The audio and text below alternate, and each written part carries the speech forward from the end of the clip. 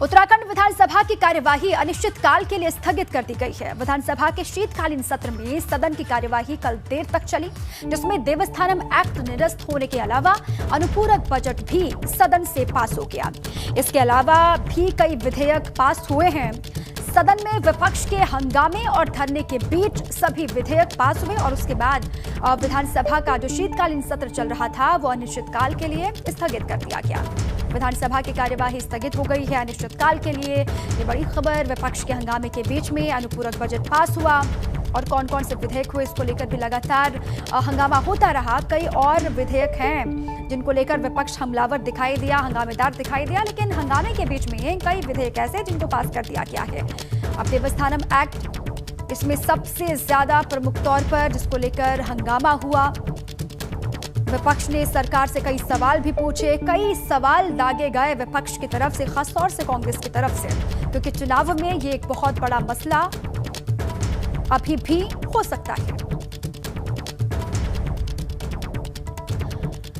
अब इसी पर और जानकारियों के साथ देहरादून से जुड़ चुके हैं मेरे सहयोगी रवि कैंतुरा। उनके पास सीधे आपको ले चलते हैं। रवि, बहुत हंगामा हुआ, हमने देखा 3 दिन जब ये सत्र चला, 11 बजे से लेकर के जब तक सत्र स्थगित नहीं किया गया, कार्यवाही स्थगित नहीं हुई, तब तक हमने देखा विपक्ष किस तरीके से हमलावर रहा। सबसे ज्यादा हंगामा हुआ देवस्थानम एक्ट को लेकर, जो कि अंततः विधानसभा से भी अब निरस्त कर दिया गया है।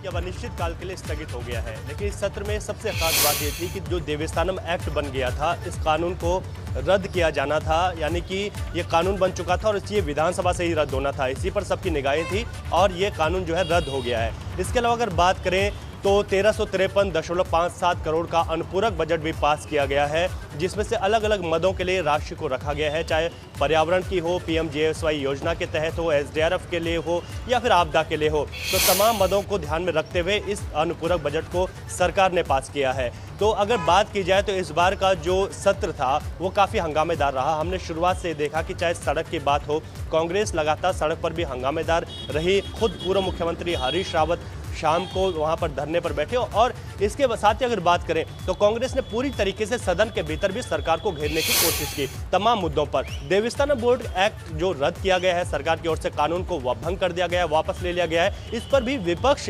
हालांकि विपक्ष चाहता था कि इसको हटाया जाए। इसी को लेकर तमाम वो तीर्थ पुरोहितों के साथ भी लगातार जो है उनके धरनों प्रदर्शनों में शामिल हो रहा था, लेकिन विपक्ष की मांग थी कि वो इस एक्ट पर चर्चा करे। यानी कि सीधे तौर पर सरकार इस एक्ट को लाई है, फिर वापस लिया है, तो उस पर सरकार को घेरने की पूरी रणनीति जो है विपक्ष बहुत कम संख्या में है उत्तराखंड में अगर बात करें, लेकिन फिर भी पूरी कोशिश रही कि सरकार को घेरा जा सके। सबसे बड़ी बात इस सत्र की यह भी रही कि करीब रात को 10:30 बजे तक ये सत्र चला, जिसमें तमाम विधेयक तो पास किए ही गए, लेकिन इसके साथ ही जो अनुपूरक बजट जो काफी महत्वपूर्ण था, सप्लीमेंट्री बजट, उसको भी पास किया गया और अलग अलग मदों में इस बजट को रखा गया। तो सबसे बड़ी बात यह थी क्योंकि मुख्यमंत्री ने देवस्थानम एक्ट को लेकर घोषणा कर दी थी कि अब हम इस कानून को भंग कर रहे हैं और उसके बाद अब इस कानून को विधानसभा से भी भंग कर दिया गया। यानी कि देवस्थानम जो एक्ट सरकार लाई थी, अब सरकार ही इस एक्ट को उत्तराखंड में खत्म कर चुकी है। तो ये अंतिम सत्र था मौजूदा सरकार का। इसमें अनुपूरक बजट एक बहुत महत्वपूर्ण चीज थी, जिसको कि अलग अलग मदों के लिए पास किया जाना था और इसके साथ ही महत्वपूर्ण था। बिल्कुल रवि, अब सीधे चुनाव होंगे और चुनाव से पहले ये अंतिम सत्र था, अपने आप में अहम हो जाता है। तमाम विधेयक पास हुए, अनुपूरक बजट को भी पास किया गया और साथ ही देवस्थानम एक्ट को लेकर जो गहमा गहमी हम देख रहे थे 2019 के बाद से लगातार, उस पर भी स्थिति साफ हो गई है, एक्ट को निरस्त कर दिया गया। बहुत शुक्रिया रवि आपका पूरी जानकारी के लिए।